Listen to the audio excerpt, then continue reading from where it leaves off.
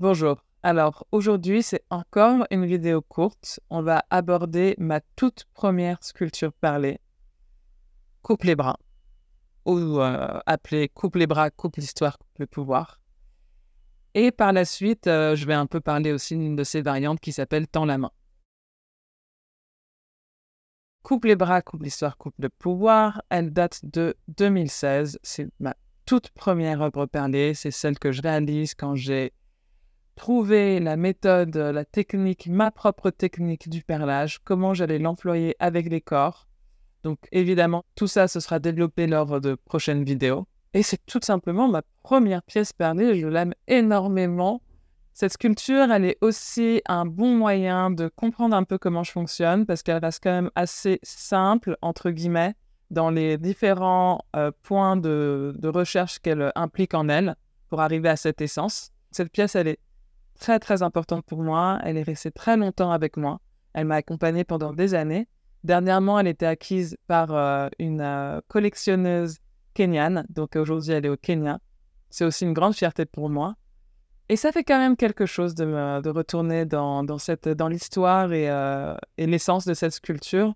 Parce que je me rends compte qu'on part jamais vraiment très loin de ce qui nous agite au début. Et qu'en fait, tout au long de notre réflexion, il y a très souvent les mêmes sujets qui reviennent, mais toujours pris de manière différente. Coupe les bras, elle est assez spéciale. C'est une pièce qui parle d'histoire, qui parle d'atrocité, mais qui parle aussi de science, qui parle de rêve, qui parle de magie. Elle parle de beaucoup de choses, Coupe les bras. Et je suis ravie de vous la présenter aujourd'hui. Alors la pièce, déjà visuellement, elle est très simple. Ce sont deux avant-bras coupés. Il faut savoir que cette pièce, en fait, je l'ai vue dans un rêve. C'est dans un rêve qu'elle m'arrive, très simple comme ça. Et c'est un moment où je redécouvre les exactions de Léopold au Congo. Donc pour ceux qui ne le savent pas, le type allait envoyer les gens dans les villages au Congo pour couper les mains, les pieds des gens et ensuite faire peur aux autres en disant voilà ce qui vous arrivera si vous ne suivez pas le pas, quoi. Donc j'y vais de manière très très légère, hein, très simple, hein, mais on est dans le fin fond de l'atrocité. Et déjà cette histoire à l'époque, elle m'avait questionné sur mais est-ce que le fait de couper une main, de couper la main, qu'est-ce que ça peut vouloir dire en fait? Au-delà de l'acte atroce, quand on te coupe la main, clairement on t'empêche dorénavant de construire, on t'empêche de dialoguer aussi. La main c'est un outil aussi d'échange, c'est un outil de communication. Donc la main, c'est pas rien de couper la main. Physiquement, c'est quelque chose d'horrible. Symboliquement, c'est tout aussi horrible. Te couper la main, c'est te couper ton outil principal. Donc, c'est vrai que pour cette série, je me suis focalisée sur les mains parce que moi-même, j'ai un focus sur les mains vu que je suis sculptrice. La main, pour moi, c'est ce qui traduit directement ce que je pense. C'est ma manière première de m'exprimer et de communiquer. Donc, il y avait déjà ça. Je retombe sur cette histoire horrible. Quand je la vois, je crois qu'on est quand même en 2015. La pièce a été créée en 2016. Mais à cette époque, je tombe sur une note scientifique dans laquelle est expliqué que des chercheurs ont fait des tests sur de pauvres souris, des tests psychologiques, si je me souviens bien. Mais aujourd'hui, cette histoire, de toute façon, elle est communément connue. Il y a eu d'autres tests qui ont été faits depuis. Maintenant, en 2016, quand moi, je lis cette note, il n'y avait pas beaucoup de recherches par rapport à ça. Ils avaient pris une souris. Il l'avait mise dans un, si je me souviens bien, dans un seau d'eau, l'avait mise là jusqu'à ce qu'elle croie se noyer et au dernier moment l'avait sortie du seau d'eau. Cette souris ensuite a eu des petits. Ils ont remarqué que par rapport à deux souris qui n'avaient pas vécu ce traumatisme, les petits de cette souris-là avaient une peur panique de l'eau. La génération d'après, toujours dans cette lignée-là, également. Jusqu'à la 4e génération. Il s'en est été arrêté à ce moment-là, à la 4e génération. Et quand je tombe du coup sur cette note scientifique, sur cette étude, le lien, il se fait directement entre des populations à qui on a coupé les mains et les pieds de manière... Enfin, il n'y a même pas de mots pour ces atrocités. Qui ont vécu cette horrible violence et cet horrible traumatisme. Qu'est-ce qu'il en est? Qu'est-ce qui reste dans leurs enfants, dans leur descendance, ici, aujourd'hui, qu'ils n'ont pas vécu, eux, physiquement? Et ça, c'est quelque chose qui me tenait vraiment parce que j'avais toujours eu l'impression qu'il y avait quelque chose, qu'il y avait des choses qu'on portait et qui ne nous appartenaient pas. En fait, ce qui est marrant, c'est que cette étude scientifique, pour moi, elle traduit des connaissances qui ont quand même, pour certaines cultures, plusieurs centaines d'années. Quand on parle de karma familial, quand on parle de les enfants porteront les péchés de leur père, quand on parle de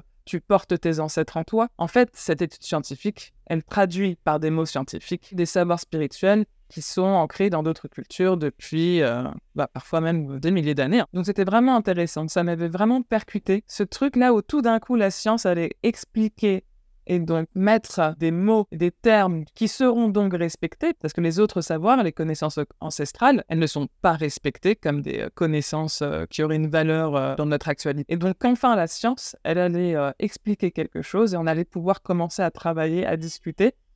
Parce que quand certaines choses ne sont pas encore expliquées par la science, malheureusement, on ne peut pas vraiment parler. Moi, c'est pour ça que j'adore la science, parce que pour moi, un vrai scientifique, c'est celui qui ne croit pas à une hypothèse ou à une autre tant que ça n'a pas été prouvé. Donc, tant que tu n'arrives pas à prouver quelque chose, tu ne peux pas dire que ça n'existe pas. Tu as le droit de ne pas y croire, mais tu ne peux pas dire que ça n'existe pas. Et j'adore la science pour ça, parce qu'il y a énormément de choses qui, petit à petit, sont découvertes par des chercheurs et qui font vraiment revoir notre manière de voir le monde, de se voir et de se voir dans le monde. Donc, coupe les bras, à partir de cette pièce où on voit 2 avant-bras perlés. Si on a un peu l'œil sur tout ce qui est morphologie, on voit que ce sont quand même les bras d'une jeune personne, en l'occurrence d'une jeune fille. Et à travers ces recherches-là, on peut se demander comment est-ce que cette jeune fille d'aujourd'hui, elle peut agir dans la vie sans ses bras. Donc là, je reviens sur ce que je mets derrière les bras. Il y a couper de manière littérale, au sens propre, et il y a couper les bras au sens figuré, dans la symbolique, dans la métaphore. Donc comme je disais, couper les bras, c'est couper la capacité d'agir, la capacité de créer, de se créer, de bâtir, de se bâtir, de bâtir sa maison, de bâtir sa personne. On peut aller jusque-là. Couper les mains, couper les bras, c'est t'empêcher de communiquer, comme je disais tout à l'heure, de faire signe de ta présence,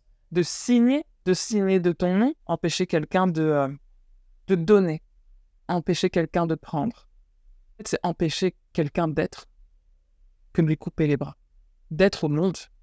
Quand tu pars dans l'imaginaire de ce que c'est une main et ce que c'est que de l'enlever, tu peux aller très très loin. Parce que la main, c'est notre premier outil. C'est l'outil des outils. Cette sculpture-là, ce sont les 2 bras qui symbolisent cette impression, à un moment, que quelque chose que tu ne peux pas forcément expliquer t'empêche d'être qui tu veux être. Après, il y a aussi d'autres manières. On peut couper les bras de quelqu'un, du coup, médiatiquement. On peut couper les bras de quelqu'un financièrement. On peut couper les bras de quelqu'un professionnellement. Il y a plein d'endroits où on pourrait recaser ça. Donc, les bras de cette jeune fille, ils représentent tout ça.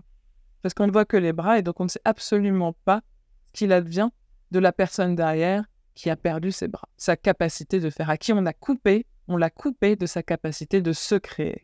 Coupe les bras aussi, comme je vous ai dit à la base, elle s'appelle coupe les bras, coupe l'histoire, coupe le pouvoir. Donc j'ai déjà d'une certaine manière expliqué pourquoi coupe le pouvoir. Mais il y a une petite subtilité dans ces bras dont je parle assez peu, c'est que quand tu regardes la posture vraiment des mains, ceux qui sont férus d'histoire de l'art reconnaîtront cette posture, c'est la posture des mains des pharaons, où en fait il y a une main à plat et une autre main qui, comme si elle tenait un sceptre. Quand on observe certaines sculptures de pharaons, ça a été stylisé au maximum, ce qui fait qu'il n'y a plus le sceptre dans les mains. Au bout d'un moment, ils font juste des boudins, quoi. Ils mettent juste des boudins dans la main pour symboliser qu'il y a un sceptre royal.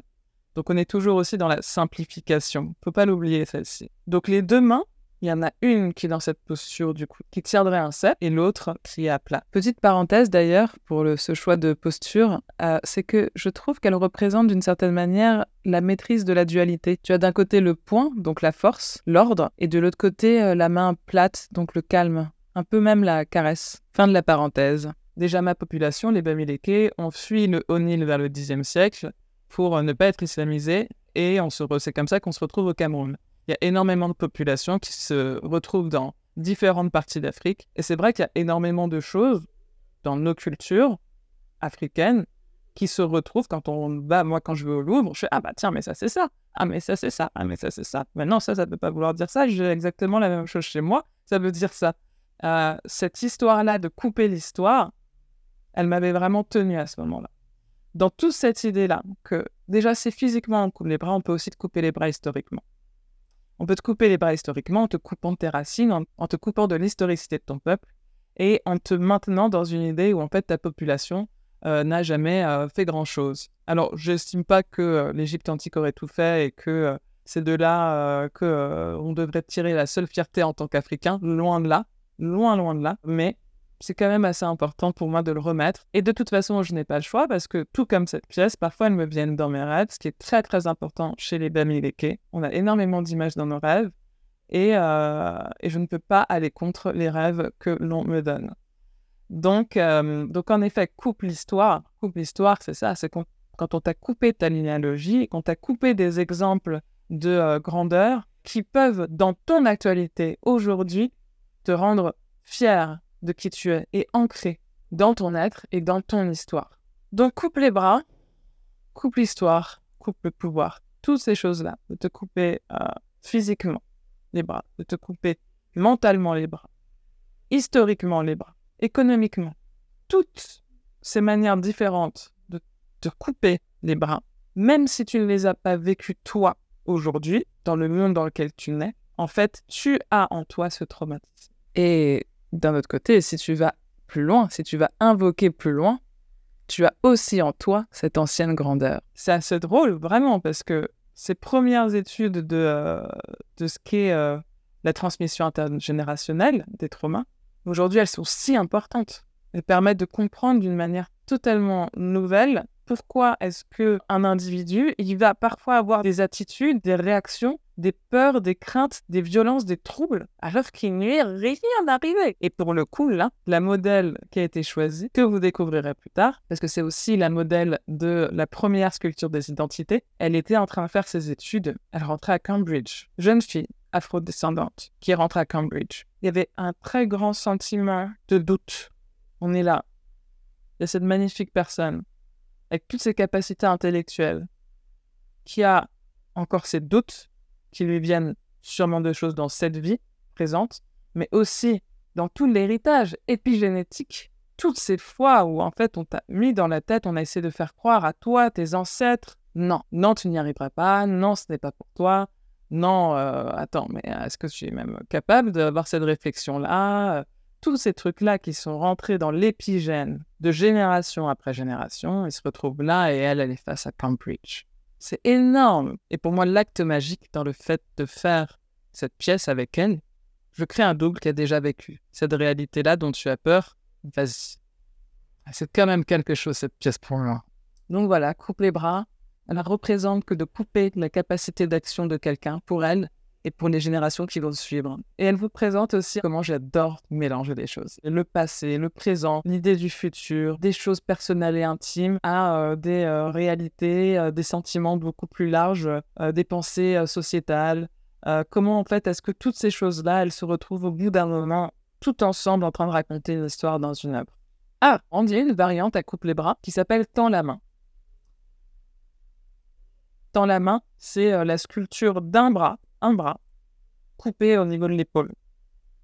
Pareil, quand je vous disais que couper les bras égale couper la capacité d'action, en fait, on comprend mieux cette notion d'expression, cette notion d'image à travers tends la main, parce que cette pièce, elle vient tout simplement de l'expression tu tends la main, on t'arrache le bras. J'aime par l'image parler de choses plus psychologiques, philosophiques, plus spirituelles aussi. Pour moi, dans ces pièces-là, je parle davantage de violence psychologique que de vraie violence physique. C'est d'ailleurs la même chose pour la série des Aurores, en fait. La violence psychologique, elle n'a pas besoin de violence physique, mais la violence physique, elle implique toujours, quoi qu'il en soit, de la violence psychologique. Et c'est pour ça qu'on oublie très souvent qu'en fait, l'acte, la violence physique faite à quelqu'un, c'est pas seulement ça. En fait, c'est pas « Ah tiens, il y a juste eu ça, ça va ». Non, cet acte-là a impliqué une violence psychologique tellement puissante et tellement forte que là est la vraie douleur, même quand les marques, les bleus, les cicatrices sont parties.